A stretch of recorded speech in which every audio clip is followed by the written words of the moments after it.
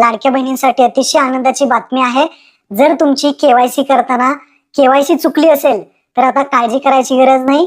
सरकारने आता ज्यांची केवायसी चुकलेली आहे त्यांची दुरुस्ती करण्यासाठी पर्याय उपलब्ध करून दिलेला आहे आणि तुमची केवायसी तुम्ही आता दुरुस्ती करू शकता।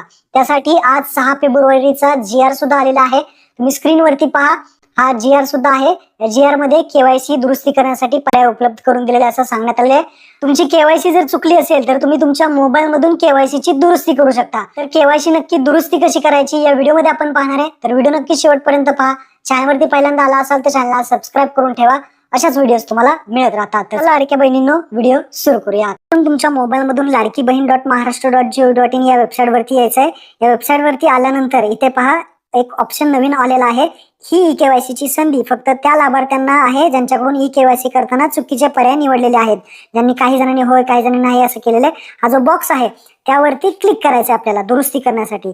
क्लिक केल्यानंतर इथे फॉर्म ओपन होईल। आता इथे लाभार्थी आधार नंबर विचारलाय। लाडक्या बहिणींनी आपला आधार नंबर इथे टाकायचा आहे आणि कॅप्चा आहे तसा टाकून मी सहमत आहे वरती क्लिक करून OTP पाठवावरती क्लिक करायचं आहे। एक गोष्ट लक्षात ठेवा, ज्यांची केवायसी चुकलेली आहे त्यांचीच केवायसी इथे करायची आहे आणि त्यांचीच केवायसी होईल।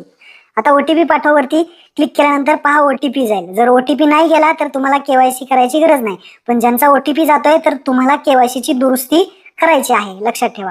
तर OTP पाठवला तर OTP येईल, जो OTP आलाय तो इथे टाकायचा आणि सबमिट करा। सबमिट केल्यानंतर तुम्हाला 2 ऑप्शन इथे दिसतील, A आणि B।